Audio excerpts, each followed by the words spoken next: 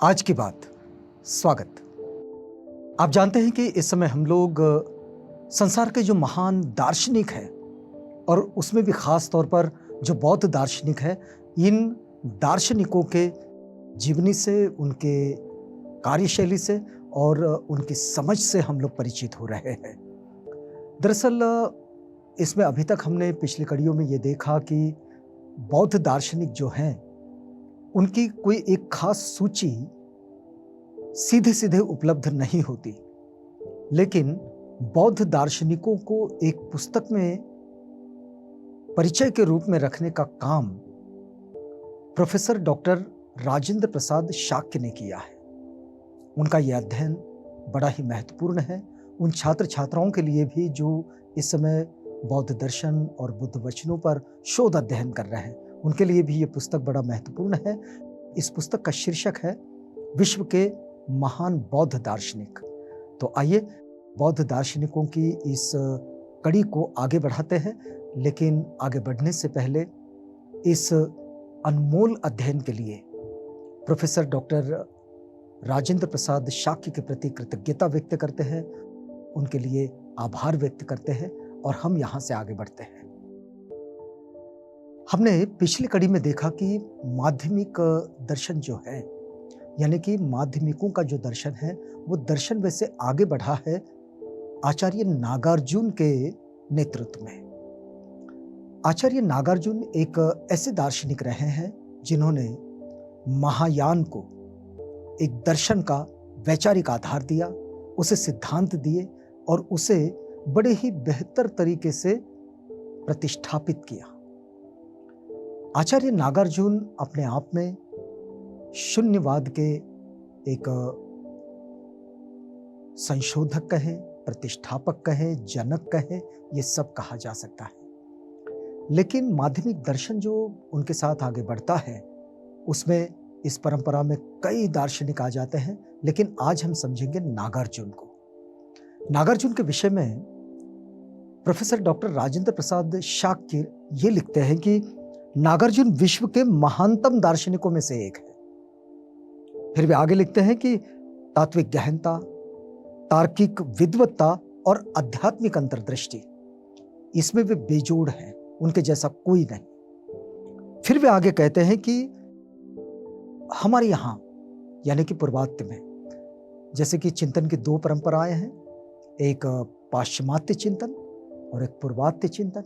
तो पूर्वात्य चिंतन की जो परंपरा है, इस परंपरा में नागार्जुन का नाम बड़े ही सम्मान के साथ आता है और इस चिंतन जगत में उन्होंने इतना व्यापक, गंभीर और ऐतिहासिक प्रभाव डाला है कि जैसा कोई नहीं डाल सका।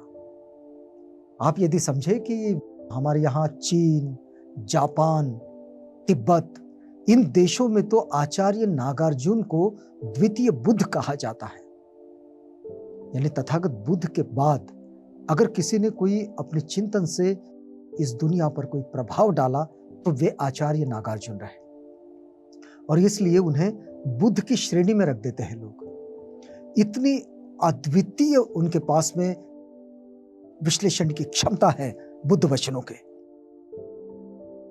यदि हम लोग इस बात को समझे कि ईसा पूर्व 100 वर्ष और ईस्वी सन 100 वर्ष, इन 200 वर्षों में जो बुद्ध धम्म का पुनर्जागरण हुआ है, इस पुनर्जागरण में आचार्य नागार्जुन की भूमिका एक पुनर्परिभाषा करने वाले व्यक्ति के रूप में, पुनर्व्याख्या करने वाले व्यक्ति के रूप में और विशदीकरण यानी विश्लेषण करने वाले व्यक्तित्व के रूप में आचार्य नागार्जुन का उल्लेख होता है। हम यदि दर्शन की परंपरा जो भारतीय दर्शन की, इसमें अगर दार्शनिक चिंतन जगत में जो नई अवधारणाएं और उसकी चिंतन पद्धति, पूजा के रूप, ये जो नए तरीके, नए सिरे से स्थापित हुए, जब भी कोई धर्म, कोई विचार, कोई मान्यता आगे बढ़ती है तो उसके साथ लोग जब इसको धारण करते हैं ऐसे मार्ग को, तो इसके साथ उसकी पूजा पद्धति, उसकी संस्कृति और उसकी चिंतन की परंपरा मतलब उसकी नई अवधारणाएं भी उसके साथ जुड़ती चली जाती है और आचार्य नागार्जुन इसी के लिए जाने पहचाने जाते हैं।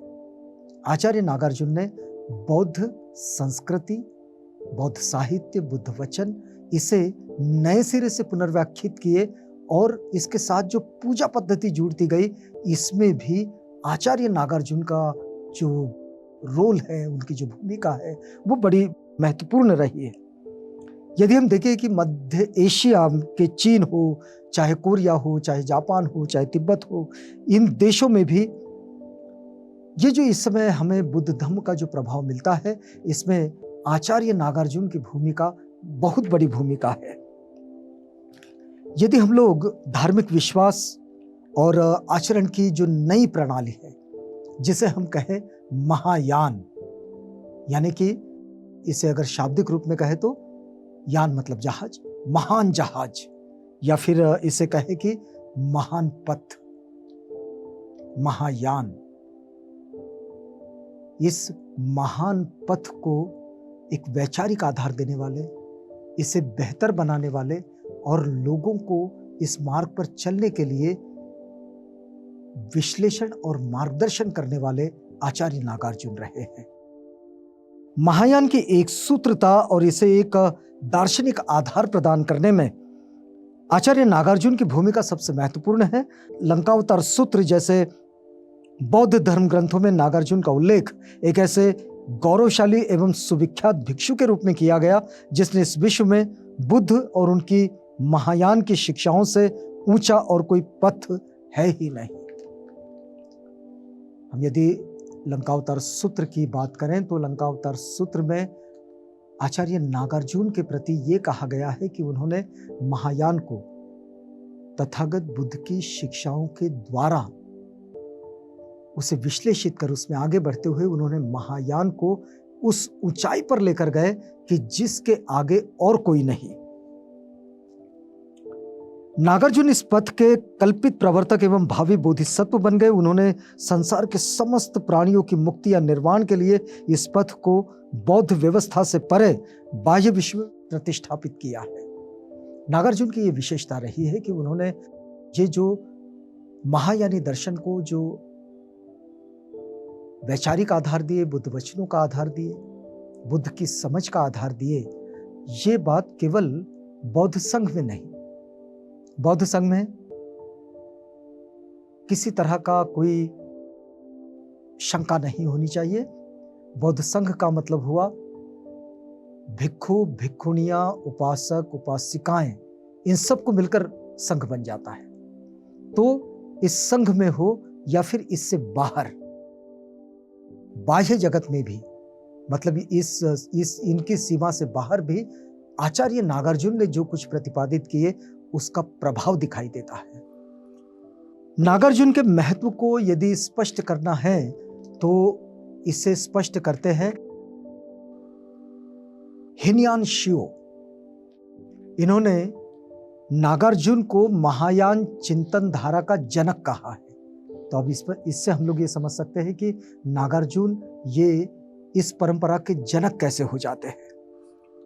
वे कहते हैं कि वस्तुतः नागार्जुन एक महान दार्शनिक विचार पद्धति के साथ साथ महायान के प्रगति मार्ग के प्रथम चरण के एक प्रतिनिधिमूलक व्यक्ति थे।